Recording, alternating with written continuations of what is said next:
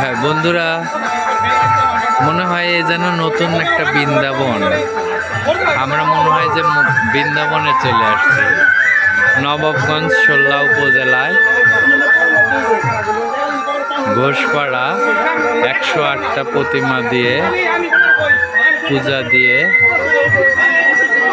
মহানামযজ্ঞ অনুষ্ঠান ও লীলা কীর্তন, অষ্টকালীন লীলা কীর্তন।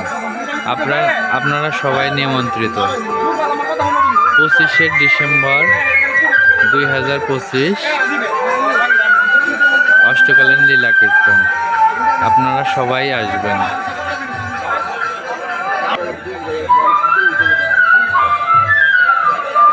বন্ধুরা, এই দৃশ্যটি হচ্ছে যখন কৃষ্ণকে নন্দালয়ে দিয়ে আসে সেই দৃশ্যটা।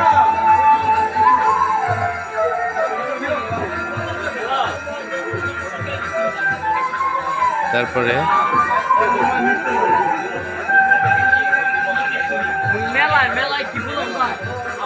রাম ভক্ত হনুমান, এটা হলো রাবণ দশানন।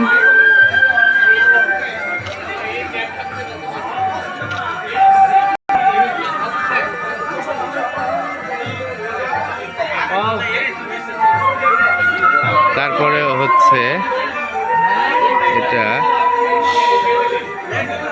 রাম সীতার বিবাহ।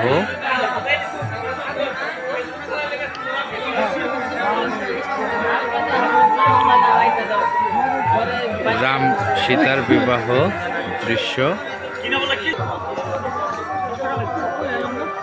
মা কালী,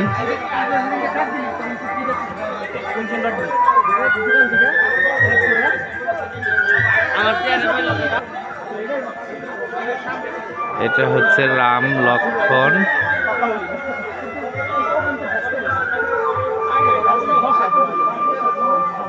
লক্ষ্মণ যখন তীরবিদ্ধ হয় তখন গন্ধমান পর্বত হতে পর্বত উঠে নিয়ে আসে হনুমান, সেই দৃশ্যটি। এটা কুম্ভকর্ণর ঘুম ভাঙানোর দৃশ্যটা।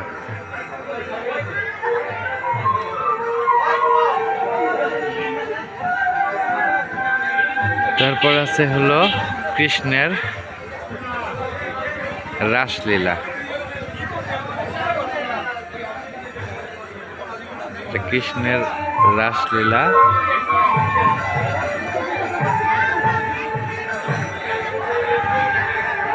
তারপরের দৃশ্যটা হচ্ছে সীতাকে যখন হরণ করে নিয়ে যায়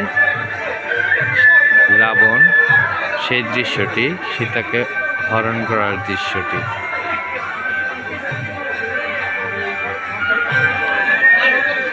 তারপর হলো কুরুক্ষেত্রের যুদ্ধের শ্রীকৃষ্ণের দৃশ্যটি।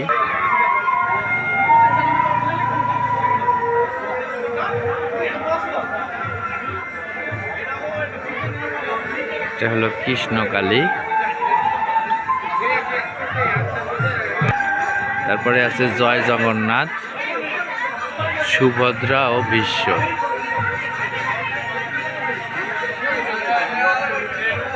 তারপরে আছে কৃষ্ণের রাসলীলার আরেকটি দৃশ্য। অনেক সুন্দর হয়েছে। তারপরে আছে শনিদেব। তারপরে আছে পুতনা রাক্ষসী বধ।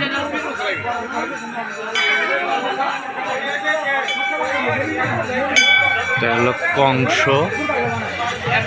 অত্যাচারী কংস, অসুর কংস।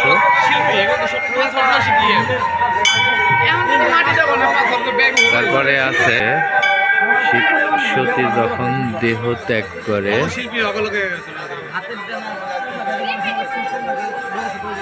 সেই সতীর মৃতদেহ মহাদেব নিয়ে যে নৃত্য করে সেই দৃশ্যটি। অষ্টসখীর যমুনাতে স্নান। ওখানে ওই যে ইয়ে আছে না, যে রনি দেখা গেছে।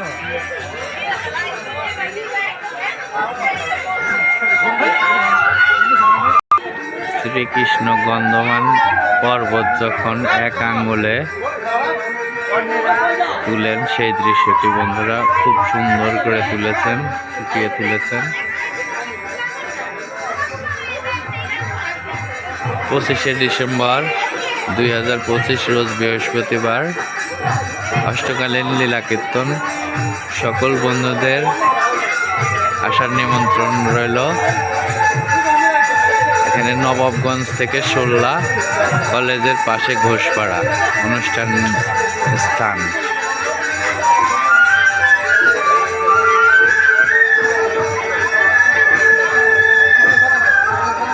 শ্রীরামের যুদ্ধে গমন।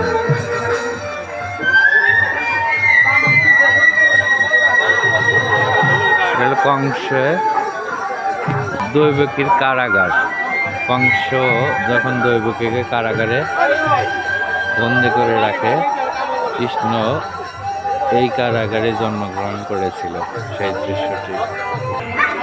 সকল কৃষ্ণ ভক্তগণকে নিমন্ত্রণ জানাচ্ছি 25শে ডিসেম্বর 2025 রোজ বৃহস্পতিবার অষ্টকালীন লীলা কীর্তন। সকল কৃষ্ণ ভক্তগণকে দলে দলে যোগদানের জন্য অনুরোধ করছি। নবাবগঞ্জ থেকে 16 কলেজের পেছনে ঘোষপাড়া। অনুষ্ঠান স্থান হলো 16 ঘোষপাড়া।